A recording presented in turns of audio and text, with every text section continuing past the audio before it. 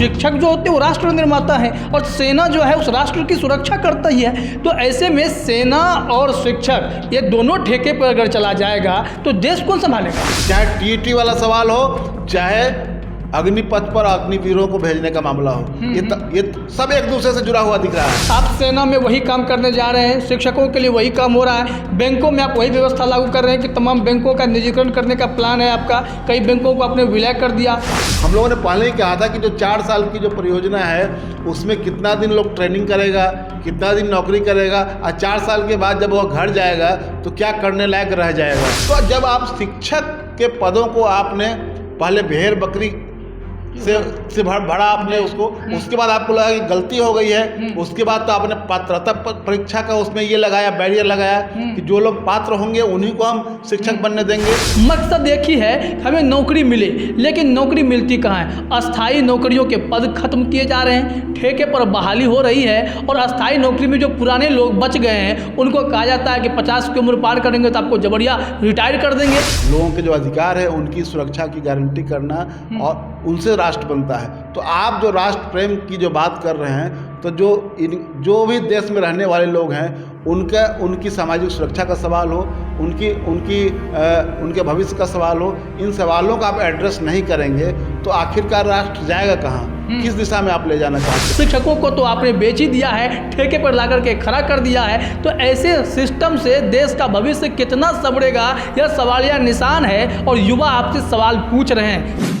नमस्ते, मैं हूं रंजीत झा और आप देख रहे हैं ट्रस्ट न्यूज़। हमारे साथ हैं ट्रस्ट न्यूज़ के संपादक हेमंत कुमार। सर, आपका बहुत बहुत स्वागत है। धन्यवाद। बिहार क्रांतिकारियों की धरती है। संपूर्ण क्रांति का आगाज़ करना हो या फिर हाल के आपने रेलवे आंदोलन देखा होगा कि अभ्यर्थियों ने कैसे ट्रैक पर आंदोलन किया था और जिसका असर पूरे देश में देखा गया था। अब आज आपने देखा कि अग्निवीरों की बहाली के खिलाफ पूरा बिहार सड़क पर उतर आया था। क्यों? क्योंकि बहाली 4 साल की क्यों? सबसे बड़ा सवाल यही है। क्या हम लोग ठेके की ओर बढ़ते जा रहे हैं? क्या इस सरकार ने यह तय किया है कि युवाओं को मजदूर बनाकर रखना है, ठेके पर ही नौकरी देना है? बिहार से लेकर के दिल्ली सरकार तक की नौकरी में क्या हम उसी स्थिति से गुजरने वाले हैं जहां पर आपको बस लुभावनी चीज़ें दिखाई तो जाएंगी, लेकिन जब आप उसके तह में जाएंगे तो सारी चीज़ें खोखली नज़र आती हैं। सर, यह अग्निवीरों की बहाली को लेकर बवाल कितना जायज़ है?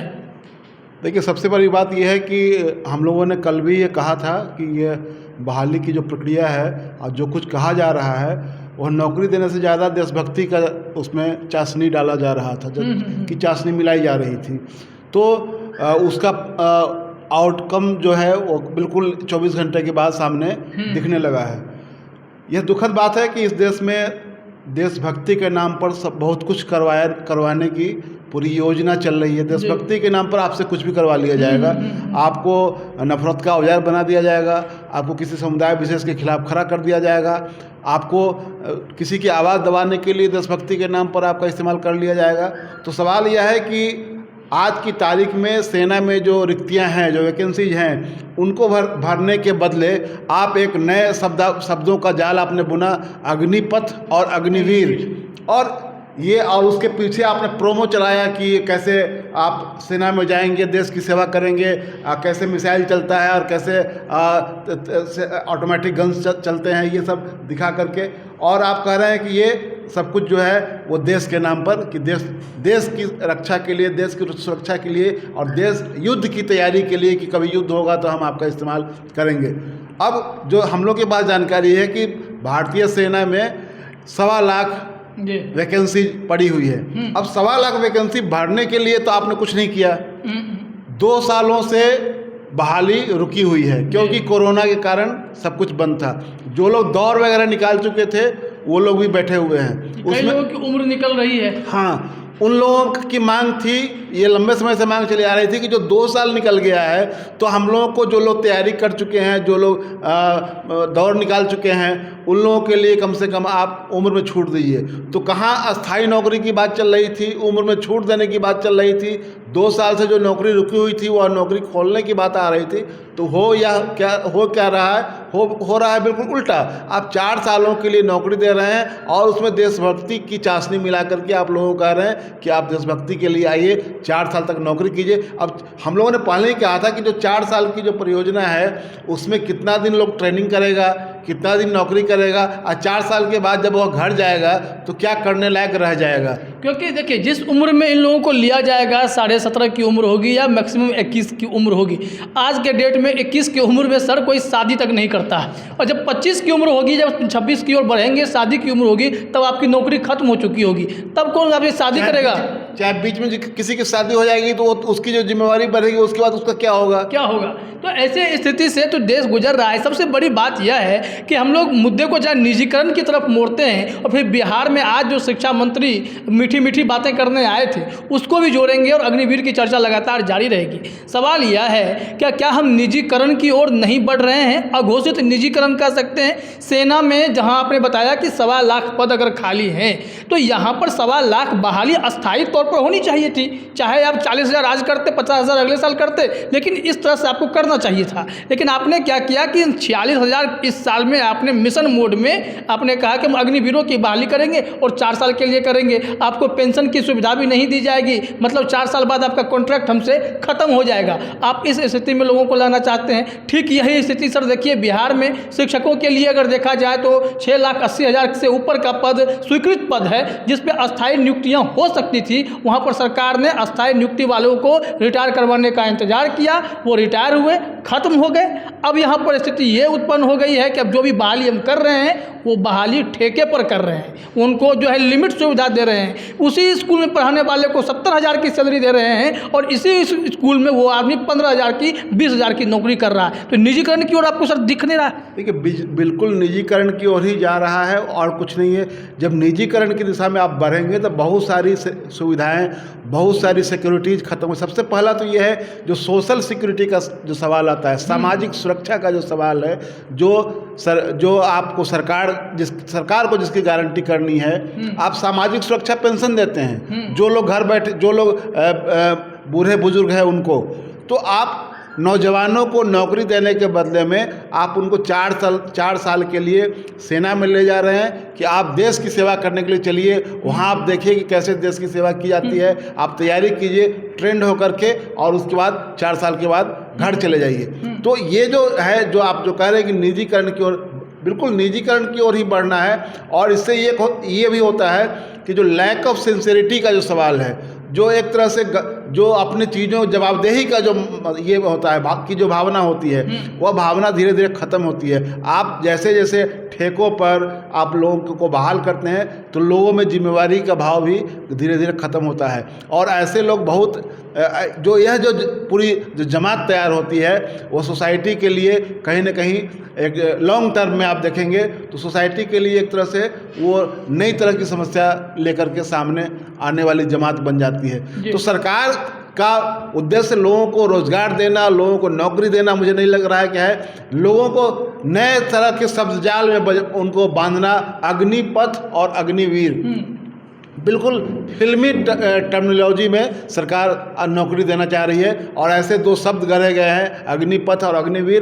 कि वो सब उस शब्द जाल में आप फंसिए और ये सोचिए कि हमको 4 साल के लिए नौकरी मिल रही है। लेकिन खुशी की बात यह है कि सरकार के इस पूरी परियोजना को यहाँ के नौजवान समझ रहे हैं, देश भर के नौजवान समझ रहे हैं, और बिहार उसमें रास्ता दिखा रहा है।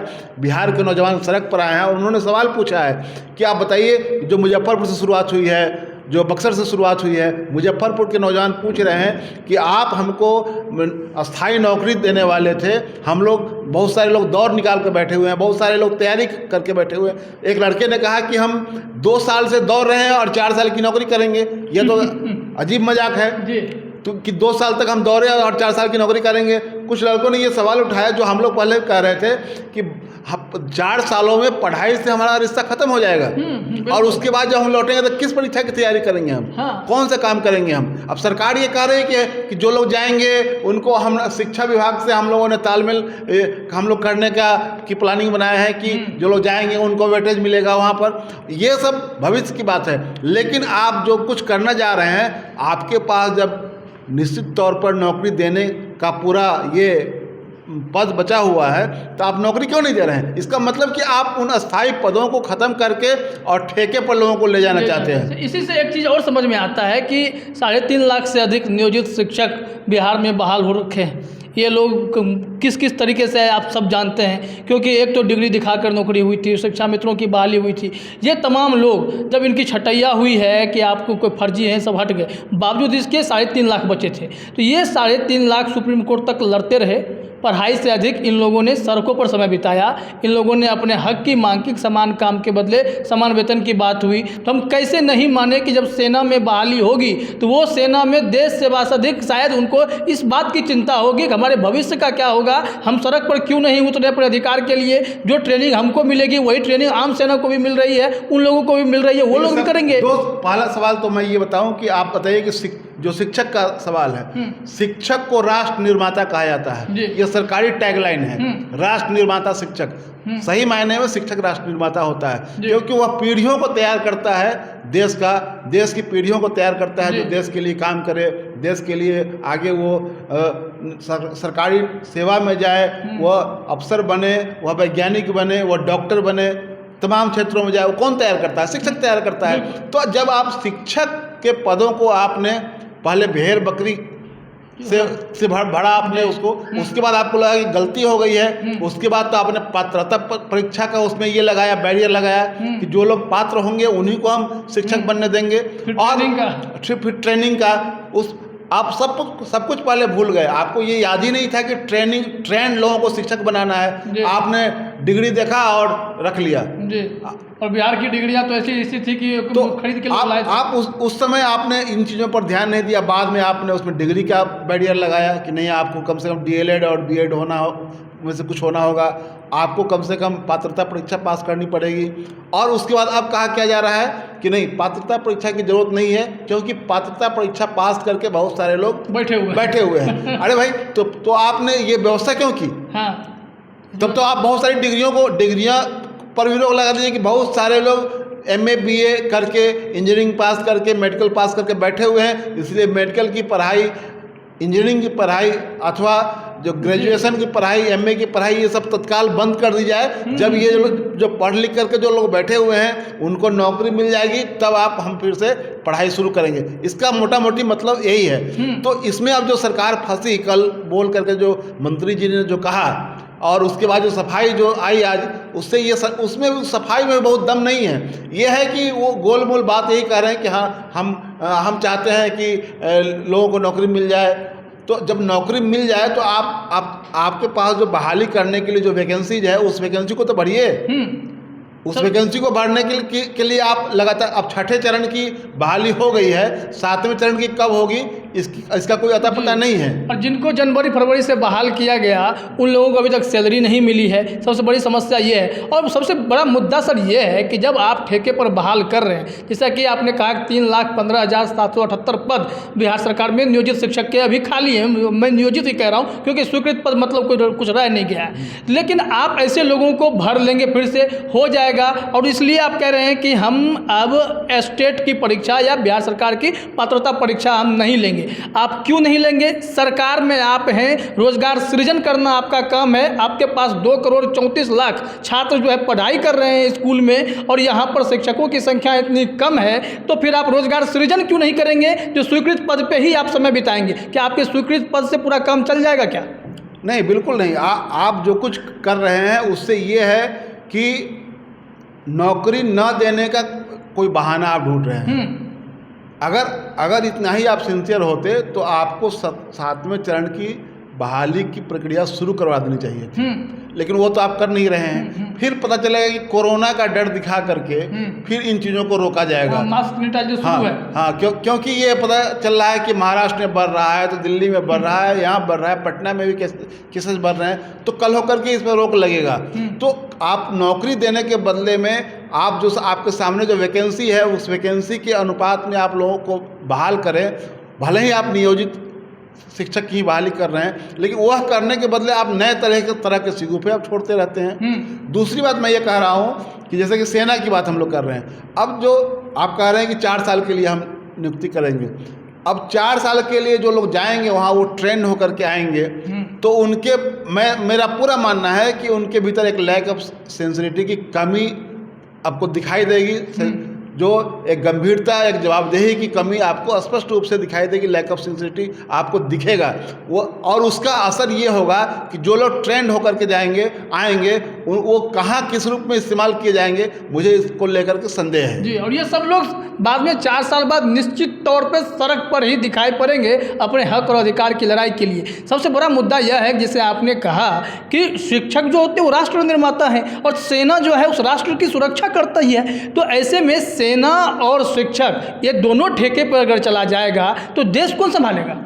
बिल्कुल। और आप इतना बड़ा आपने एक फौज आप कर रहे हैं कि आप नाम क्या दे रहे हैं, अग्निपथ अग्निवीर, और उसके बाद कह रहे हैं कि इससे नौजवानों में देशभक्ति की, देश सेवा की भावना हम जगाना चाहते हैं। आप अस्थायी नौकरी देंगे तो देशभक्ति की भावना नहीं जगेगी? क्यों नहीं जगेगी? आप 4 साल के लिए नौकरी पर रखेंगे, उससे देशभक्ति की भावना जग जाएगी। आप देशभक्ति के नाम पर इस देश के नौजवानों को मूर्ख बनाना चाहते हैं और कुछ नहीं करना चाहते हैं। नौकरी देना तो अलग, अब आज हो तो गया, सरकार ने जो किया उसको लेकर के लोग सड़क पर उतर गए। अब बताइए कि इसमें से बहुत सारे लोगों पर केस मुकदमा होगा, बहुत सारे लोगों को एफआईआर में नाम आएगा, उसके बाद पता चलेगा उसमें से जो लोग नौकरी चाहते हैं उन पुलिस ने उनका वीडियो देख करके, उनका फोटो देख करके एक एफआईआर कर लिया होगा, अब उनका कैरेक्टर जो असेसमेंट होगा। तो तमाम तरह की बातें हैं। आप लोगों को सीधे सीधे रोजगार देने के बदले में उनके सामने कुछ ऐसा चारा फेंकते हैं कि जिसमें लोग फंसे।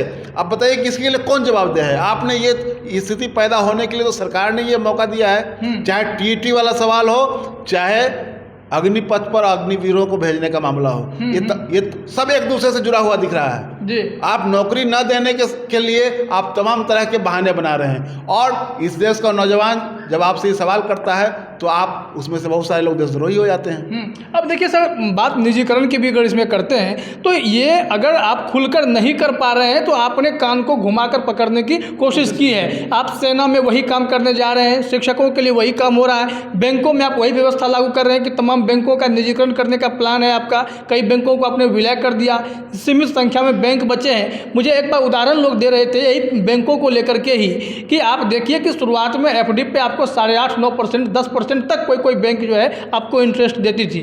आज के डेट में 5%, 5.5%, 4% के बीच में कैसे एफडी पे आ गया? सेविंग पे पहले 5-6% तक का इंटरेस्ट मिलता था, अब 2% पे 1% पे कैसे आ गया? आखिर आप ये क्यों नहीं समझ पा रहे हैं कि ये स्थिति उत्पन्न की जा रही है कि बैंक प्राइवेट जैसे जैसे बढ़ता जाएगा आपके ऊपर जो है निजी तंत्र हावी होगा और आप उस तरह उसके शिकंजे में फंसते चले जाएंगे। तो इस तरह से तो हर एक चीज़ में शिकंजा कसा जाएगा। सरकार फिर किस काम की? सरकार सब भी खत्म हो जाएगा ना। फिर वही हमने कल भी कहा था कि किसी दिन ऐसा भी आ सकता है कि सरकार भी ठेके पर चली जाए, सरकार भी चलाने के लिए किसी को ठेका दे दिया जाए कि अब ये फलाने जो है वो सरकार चलाएंगे।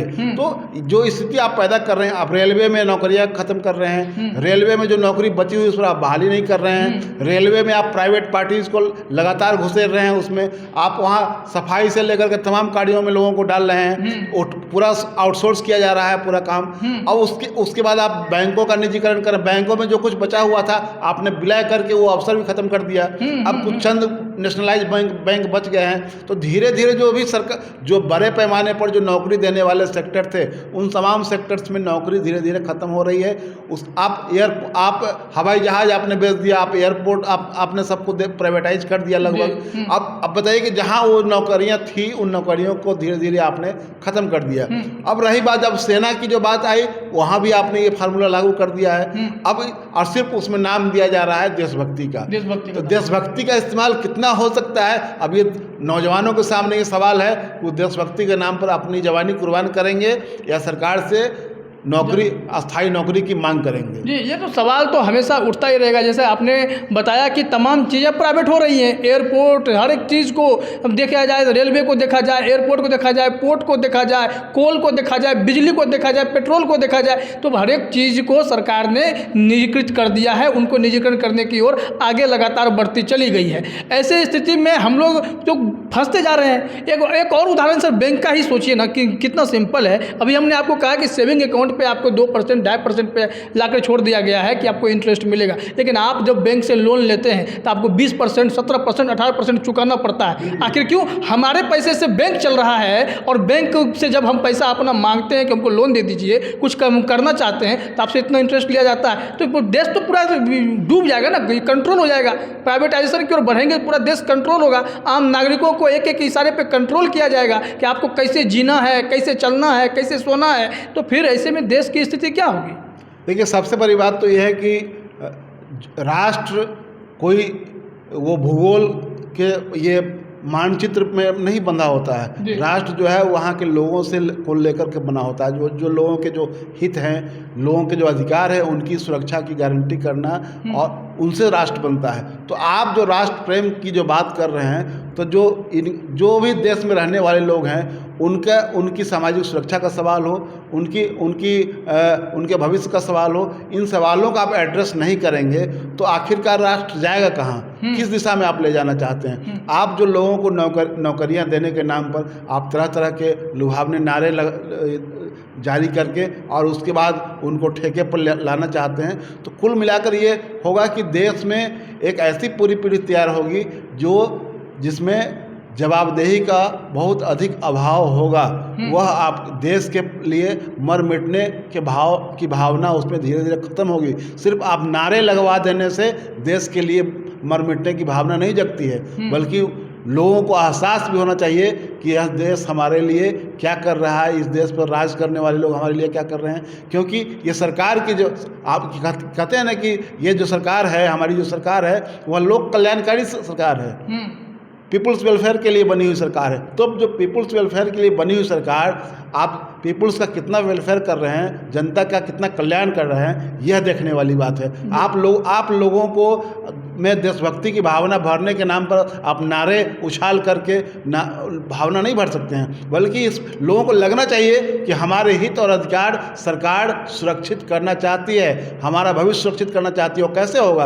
वह नौकरियों से होगा, लोगों को रोजगार मिलेगा तब होगा, लोगों के आर्थिक हित सुरक्षित रहेंगे, लोगों के जो अपने हित हैं वो सुरक्षित रहेंगे, तब जाकर के देशभक्ति की असली भावना लोगों में जगती है। अन्यथा जब आप ऐसे करेंगे तो निश्चित रूप से देश के लिए एक ऐसी समस्या का आप निर्माण करने जा रहे हैं जो आगे जा कर के बहुत बड़ा विस्फोट होगा। अब ऐसे आप लोगों को बाहर लाखों लोगों को आप ले जाएंगे 4 साल के लिए और उसके बाद छोड़ देंगे आप जाइए, उसके बाद क्या होगा उनका? सही बात है, ये बड़ा सवाल है। आज भी बहाली के लिए लाखों युवा रोज़ सड़कों पर जाते हैं, लोग गुहार लगाते हैं। आजकल एक हथियार है सोशल मीडिया का, वहाँ पर ट्वीट करते हैं, ट्रेंड कराते हैं। मकसद एक ही है कि हमें नौकरी मिले, लेकिन नौकरी मिलती कहाँ है? अस्थाई नौकरियों के पद खत्म किए जा रहे हैं, ठेके पर बहाली हो रही है, और अस्थाई नौकरी में जो पुराने लोग बच गए हैं उनको कहा जाता है कि 50 की उम्र पार करेंगे तो आपको जबरिया रिटायर कर देंगे। तो फिर ऐसी स्थिति में देश कहाँ से कहाँ पहुँचेगा? और आपने सेना जैसे सेंसिटिव मुद्दे को भी